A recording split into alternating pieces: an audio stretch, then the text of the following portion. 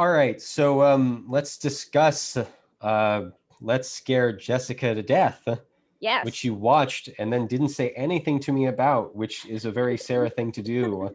Um, I watched this a couple weeks ago while it was on the Criterion, and then it was my week to choose something for Sarah, and I was like, I don't really want to think about it, and I kind of want to hear what she says about this, so I had her watch Let's Scare Jessica to Death. I think the only things I told you was that I liked it. I think you knew one of Kirby's friends liked this movie, and I basically was like, well, this fits into the Sarah women going crazy genre. Not exactly. It's kind of tertiary to it, but still a part of it. It's not really your. And I think my exact words were to you were like, I don't think you'll like it. It's not quite your bucket, but I kind of want you to watch it and get your opinions on it. Okay, Now, and spoilers. Do you want spoilers. me to summarize it, or since Uh, what do you want to do? Do you want to summarize it or I'll should I? summarize it? Go for So it. Jessica is a woman who seems. It is implied that recently she has been through a hard time psychologically. Possibly, you later find out because her father died recently. Her husband and her and a friend of theirs go out to a spooky house on an island where they're going to be very hippy dippy and like have a farm, except they just seem to have their friend spray pesticides everywhere all the time. Um, and while she's out there, weird stuff happens. And is she losing her mind, or is this woman that they discovered in the house and have kept around a vampire, or what's really going on? And spoilers, you get to the end and you're not entirely sure. And I'm actually surprised you thought I wouldn't like this because I really liked it. Oh, It good. I'm is glad. it is it's 71, and there's This definitely some 60s-ness to it, but it's that title screen, Let's Scare Jessica to Death, with like the bold red, is so 70s to me. It almost feels like you're about to watch a parody. And it right. definitely made me think of Giallo, which I don't fully understand. So take everything I say with a grain of salt. But I have seen two Giallo films come to mind. I won't name the titles because I'm about to spoil them. So you can watch them and not know if you're watching it. But there's one where at the end she gets grabbed by astronauts on the beach. Yep. It actually makes as much sense as describing that. Is just there are no astronauts in the film until the end where they grab her off a beach. But the whole time she's seeing weird stuff. There's another one where she sees weird stuff the whole time, and the end is her getting eaten by cannibals. So there is definitely like, and the Giallo is very bright. And I've talked about before, I see the value in like Invisible Man,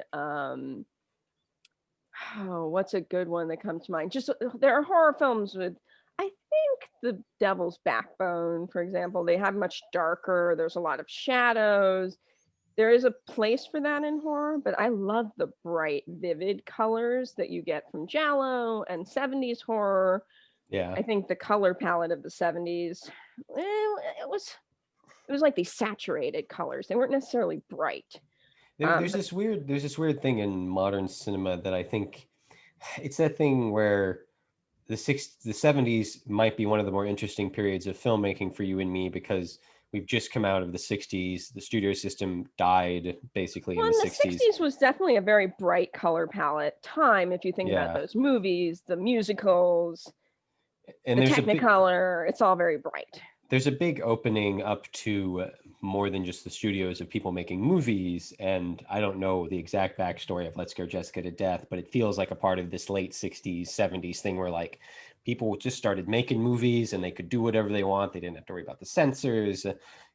Psycho would come out in the 60s and 1960. And like since then, and like, that's one era of horror, and then we shift over into this new Right. era of horror and this new era of movies, and Let's Scare Jessica to Death seems to sit right in that new era for me, where like it's colorful, it's weird, people are just trying shit out.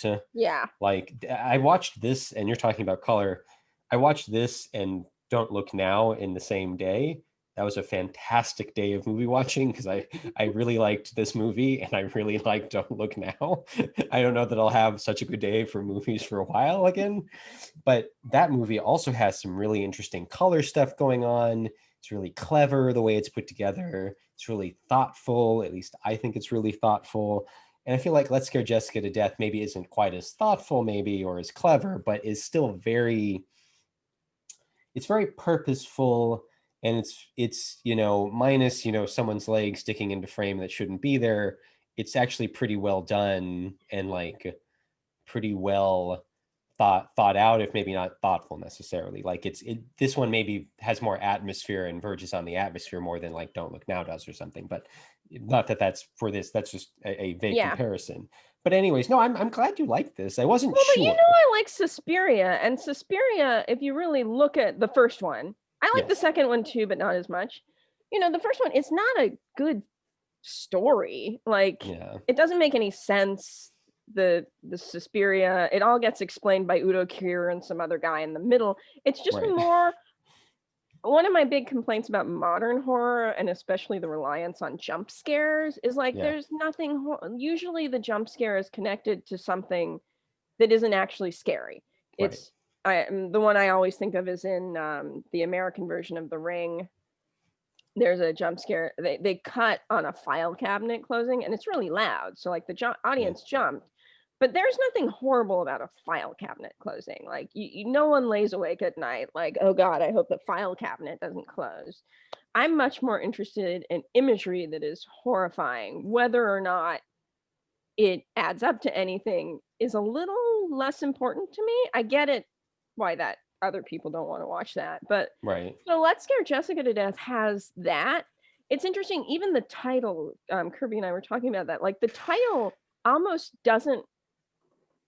is really suggestive, but it doesn't really connect to the movie in a way. Like there's no subplot where you start wondering if people are trying to scare Jessica to death, except that that's the title, and it's an uncomfortable title and it's a creepy title. So it suggests something itself that you can then read into the movie. It almost feels like a bad title that maybe has become good because of how we contextualize movies. Like, I think it's a good title. I like that the title does that extra work in this case. I wouldn't suggest people start naming their rom-coms like These Two People Fall in Love or something like that. For a horror film to have a title that suggests something horrible, it's like it sets you up before the movie starts. I mean, and that's like Psycho in a way would do that, because you go in and the movie starts with just a woman leaving. It's leaving. There's no Psycho in the beginning of Psycho, so it suggests something. And so I thought that was. Well, I like it because I actually haven't said a lot about this movie yet. So I watched have more to say, but I'm going to let you talk a little bit. But I have some more horrifying imagery to bring up. So. For those at home, we're trying to work on not talking over each other, because that's what we do as siblings. And as a podcast and as something to watch, that's probably not the best thing to do. Anyways, I watched this, and like there's one part right at the beginning where someone's leg creeps into frame and it's a crew member, and it's a crew member. I missed that. It's one shot while they're eating dinner. You told me, but I just wasn't. And that happens, and it reminds me of Ganja and Hess, which has ended up being one of the movies I really liked from last year. Mm-hmm. And like there's a scene where you can see someone washing their hands in the background, some crew member or something. Who knows? It's really weird. It's really weird. And it's like it shouldn't be there. It's not a good part of the film. It's a problem, but it's a small problem, and ultimately it gives you a laugh. But my concentration wasn't really broken in Ganja and Hess or in Let's Scare Jessica to Death by that. It made me laugh. I moved on and I was back in the movie. And a movie that can survive that kind of mistake, a scene that can survive that kind of mistake, is kind of impressive. There might be issues of aspect ratio, like maybe that leg wasn't originally in it. Maybe it's not. We watched it in the aspect ratio it shouldn't be in. I'd assume Criterion is a little more careful about that kind of thing, but who knows? It's also, I think it's restored, but so that which it was very pretty. Very pretty. So like there's all that goes into it, but like the scene in the movie survived that. And it's like, okay, there's something to this movie. Like I noticed camera issues and camera gaffes and continuity errors and stuff like that more than you in general, unless it's story related. And so I noticed that and I moved on, and I was just so into the movie because it's just generally creepy. This movie has apparently shown up on a bunch of people's lists of like actual scariest movies of all time. And in reality, there's no monsters, there's no gore, like there's some blood, I guess. And Mm-hmm. there is blood and there's some murder, I guess, but it's relatively tame, all things considered. And it's scary because we're really in her head, and she monologues from her head a couple times, Jessica, about like how she's feeling, like don't say anything, they'll think you're crazy because you saw something. And like getting into their headspace, like this is a movie that I think has aged well towards today, this well, I guess we're in a new decade, till the 2010s, the last 10 years, last 20 years, about mental health. And like this movie has aged into being really interesting from that regard, and it probably was interesting to begin with. So Mm-hmm. it's like creepy, like we're not sure if she's, if this is going to be supernatural or not. Is she going to be crazy and is supernatural? Is she just going to be crazy? I'm using crazy as shorthand here. Right. There's probably some more politically correct term. Is she, is she going to be mentally unhealthy? Is she going to hear voices? Mm-hmm. What are we going to do? And the movie never really answers that question. One of the reasons I thought you wouldn't like it is because by the end, it's pretty obvious that something is going on. But Mm-hmm. then the last shot sort of leaves a few questions in the air about that. Yeah. But like right up to that last shot, it's like, oh no, there's vampires, basically. Like that's basically what it is there's like vampire. I mean, Yeah, but I never it's knew how much we were in her head, and it made me think about the that's concept of an unreliable narrator, which has always been funny to me because I'm like, are there reliable narrators? I just don't trust people. So the concept of a reliable narrator has always been more problematic to me than an unreliable narrator. Like, yeah. I mean, and there's a lot of stuff these days about memoirs and how true they are, and to a certain degree, like we're just all experiencing our own reality. Now, there's people who've just made up like complete fabrications as memoirs and so on, but Yeah. like we're all just experiencing reality in our own way, and Yeah. maybe there's an objective reality, but like we're not necessarily designed to clearly see it. Yeah. So I wasn't ever sure what we were seeing, and that to go to the horror imagery, I'm going to kind of be a little all over the place, but I was That's just fine. glancing, and this is another low budget horror, which is not surprising. And we were just kind of talking about, we were just talking about Robot Monster, which is a low budget sci-fi horror that goes deep on the nonsense. Yeah. Like there's a lot of just crazy things happening quickly and then Yeah. resolving and happening and resolving. Yeah. Which is one thing I like when you can do, and that's kind of that's considered bad, Yeah. air quotes bad, and it's all over the place. And then we talk about Giant Claw, which just kind of is boring. Dull.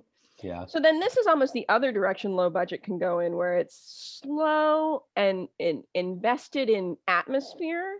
Yeah. So you don't have a lot.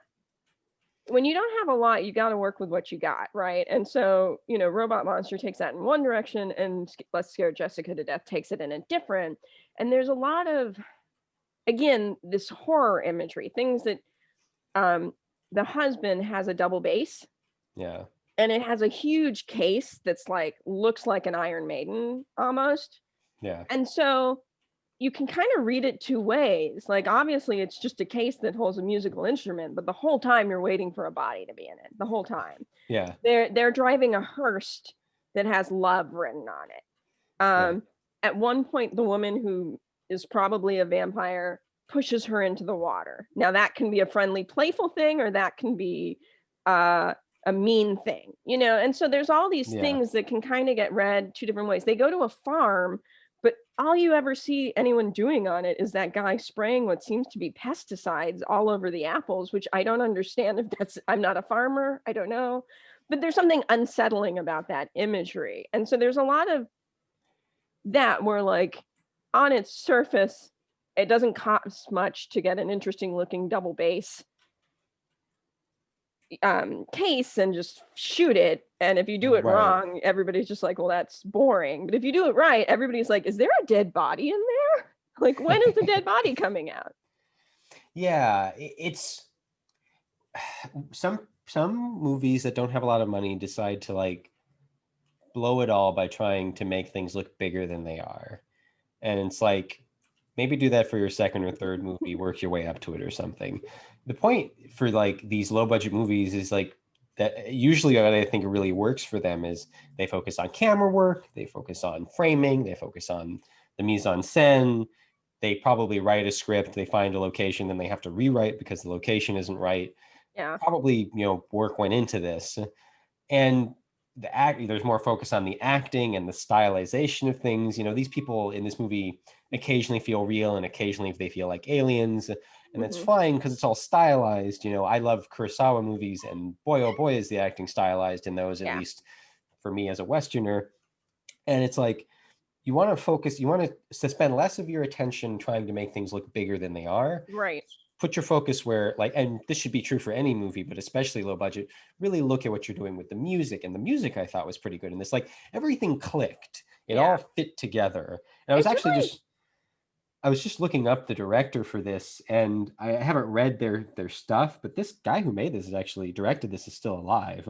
Yeah. And I would be curious about the writer too. He may just be making his most recent movie. It seems like he just works on, I don't know, small movies. I'm not really sure, but it's kind of fascinating that there isn't. I'd be curious why there isn't more about this movie. Don't Look Now has a. It's got a long. I think it's a cult classic, so it's one of those ones. It's got a long Wikipedia.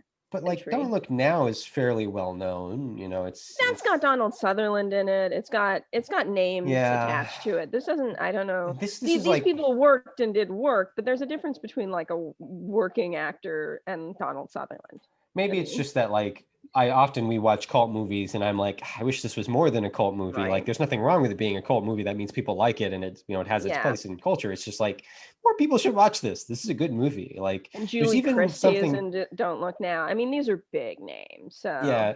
Well, I'm just thinking here's a movie, 1971. It's probably not the most feminist movie or anything, but it's definitely, there's something interesting, I think, to it about women and women's role in society and how men treat them. Definitively, that's a piece of what I think makes this interesting to us. Yeah. And how we treat mental health and also women in mental health. Right. You can take this a lot of places, and God, this is right for somebody to rediscover and do a really neat video essay about. And I want them to do it, and I want people to watch this because it's there aren't any really people of color in this, so there's still stuff missing. But it's I guess that's omission as opposed to problematic. Right. And so it's also it takes place in a small island. Yeah. I mean, it's different when you have a movie that takes place in New York and everybody's white, Yeah. So it's maybe there's some omission, but it's more forgivable, I guess. It's more forgivable. It's not as it's problematic maybe if you look at the whole of things and there isn't enough representation, but as a movie, I don't find it problematic in that way. So it's rediscover this, people. If nobody watches us, but if you watch this, you discover this movie. But this movie is known. But yeah, it's not unknown. On the feminist thing, one of the things I did text you about the movie is part of the reason I like horror, and I actually think horror can be feminist. Obviously, there are horror movies that aren't, and it's a big genre, lots of different things in it. But there's a lot of horror films that are about women's fears being ignored, women's voices being ignored, and either it can be something like this where at the end of the day you're not really sure, except that no one's really helping her, but it seems like something probably was going on. Or it's movies like Alien where she and the cat get away and you're kind of okay with that because no one was paying attention to her. It turns out she was right, and so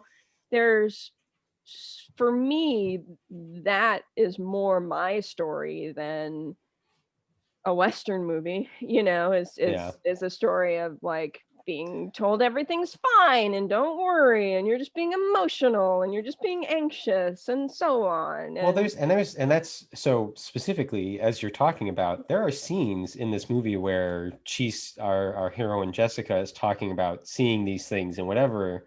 And the men are trying to be good about it. And then they start saying, in one scene, and then a few scenes later, they're like, you're just seeing things. It's fine.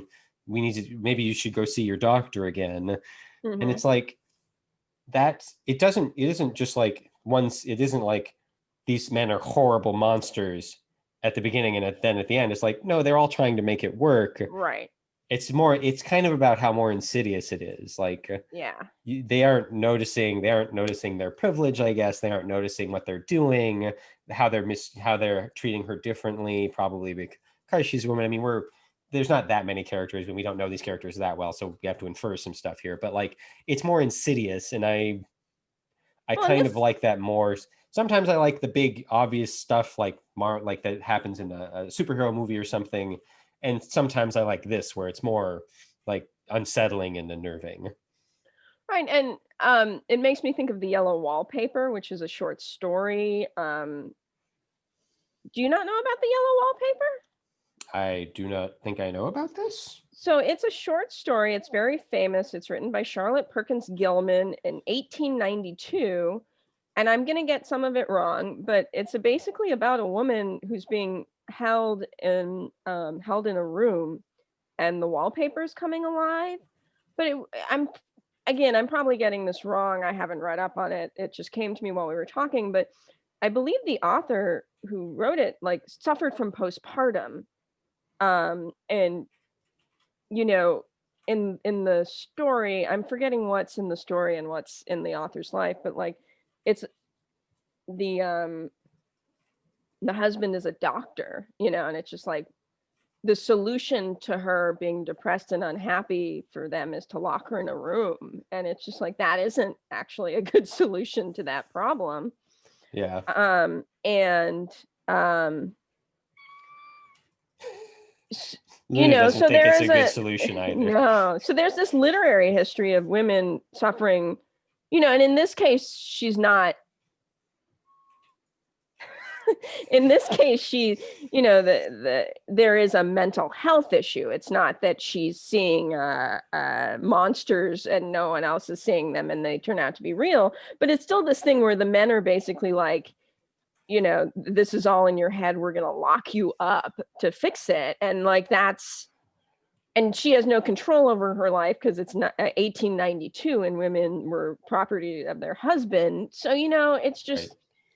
It's this history. And I think that's kind of why women so often are the stars of horror films too, is because on some level we know that men's fears get ignored too, and so on. But I think it's a bigger problem with women.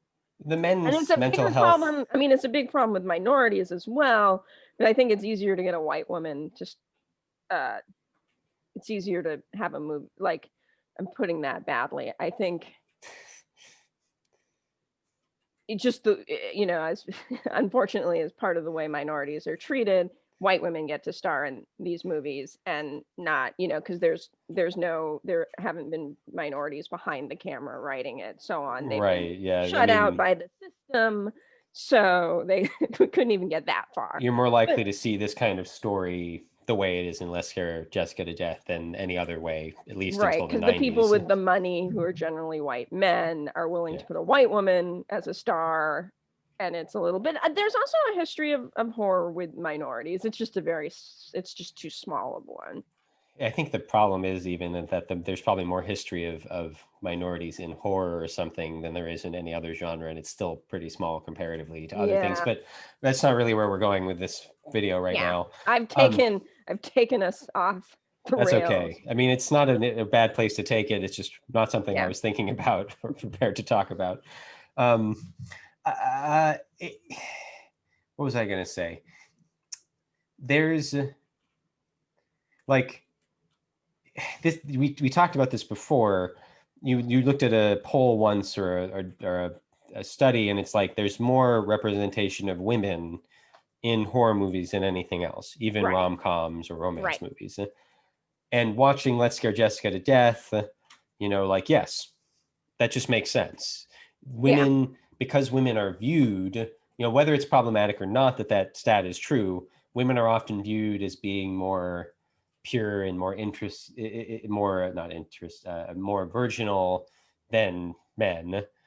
And so that's why I think why men would put them in these roles, or at least that's not the more only victims. reason. They're viewed as being more easily victimized than men, right? And so that's why they're kind of are. So I don't know. Yeah, and so that's some reasons for probably why that stat is true.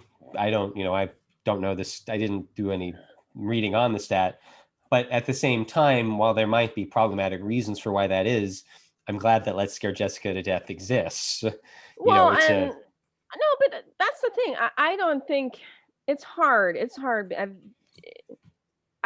I think the reasons for that are valid because women are more often victimized, not because women are victims, but because most women are smaller, because the system has worked in favor of men, just various, because, women were property for a long time and so on. So Yeah. reflecting that is not a terrible thing. One of the things we haven't mentioned too is that, yes, the main character, the woman who is potentially losing her mind, is a woman, but also the potential monster is also a woman. Yeah. I forget, Abigail? No, Abigail is that sounds right. I can look that up. Abigail is the Oh, they don't have a character list on Wikipedia. That's weird. Sure, let's go with Abigail. Emily. Her name is Emily. Abigail is the woman who drowned, who she may be, in fact. Anyway, like, she's also, the men are really just kind of useless. They're not necessarily the aggressors, which is kind of an interesting thing as well. There's almost like our two male leads have agency, but they're not really the ones with power by the end of the day. It's Jessica and Abigail. I would assume this passes the Bechdel test because I think I didn't pay Emily attention, but I think Jessica so, yeah. Talk about things. In fact, I don't think it passes. No, the men must. Well, I don't know if it passes the reverse Bechdel test, but it doesn't matter. I'm just the other interesting thing, and I think one of the last things I have to say about this is that as I was watching this, I was like, "Oh, Theo, this is way more my thing than that." The Gothic thing you had me watch. What was that name? The Vampire Lovers. The Vampire Lovers. And as I look at this Wikipedia page, which I haven't read carefully, that some people have compared this to Carmilla, which is The Vampire Lovers is based on. So yes, and that's because this is way more psychological than Vampire Lovers was. So yeah, this is way more my kind of thing. I'm not sure what did you say? You thought I might not like it because it turned out to be a real. That's fine. I mean, I like the two giallos I've seen where astronauts take Our Lady away and or she gets eaten by. You sometimes get annoyed at things where it's like, oh, I don't know what's going on. Oh wait, it's just a monster. Right. Like you sometimes get annoyed at that kind of thing, and this isn't as clear on that. Like, oh wait, it's just a monster happened here. That was my curiosity because, like, the very last shot of the movie does leave things more up to interpretation, kind of than the rest of the movie leading up to it. To me. Yeah, I think I think I interpreted it as way more open to interpretation than you. Which is cool, which I'm glad about, because for me, it was much more like, oh, there is something vaguely supernatural going on. But then we get to the last shot, that last bit on the river, and it's like, this is maybe not as clear cut as I thought it was. But I thought you'd be annoyed going into the end of the movie with that. But you weren't. Oh, it's just a monster is more like a monster movie thing. It's just a monster happens when you see things in the shadows and then finally you see it and it's either a CG or a bad, not even a good costume. Yeah. That's when I get annoyed at that. When it turns out to be a woman who may be a vampire or maybe not, there's something more human about that is less likely to bother me because that makes sense. Because it's not like, well, that monster movies, my thing is always like, or it's a bear, like, and you shoot it. Like, what's the difference between a monster and a bear? Like, I would be terrified if I walked outside my house and there were a bear standing there. It's not like there's no implications to a bear. It's just an animal that might eat you because it's threatened. So what's the difference between that and the giant claw? I don't know. I think you and me are much more mind-focused, intellectually focused people, which it may sound snooty, but it's not really. We just like thinking about things a lot. I like visceral horror too. Visceral is like, but I think a part of why Halloween or something. Why the psychological movies works for you and me is because, like, there's nothing you can shoot, and it's all about like how powerful your mind is almost. Yeah. I mean, as like a really, generic statement. So like, that's probably why Let's Scare Jessica to Death. I was about to say Let's Scare Jessica to Work. Why it works is That would because be a horror film too. yes, it would. Why is because it's like there's a question of like how powerful your mind is almost in these movies, and it's often framed around mental health. Not that powerful minds don't get sick or something. It's more just like that's often how somebody who's has mental issues feels, is like they're not strong enough or something mentally. Right. So, anyways, it's interesting. This whole thing is interesting. This is a cult classic that should be discovered by more people. Things Totally. on table. Totally. And the one with the astronauts and the one with the car. I remember the name of one of them. Anyway. Anyways. I keep wanting to say carnivores. Cannibals. The word I'm looking for is cannibals. Cannibals. Who are carnivores, but more all cannibals are carnivores. However, not all carnivores are cannibals. Yes.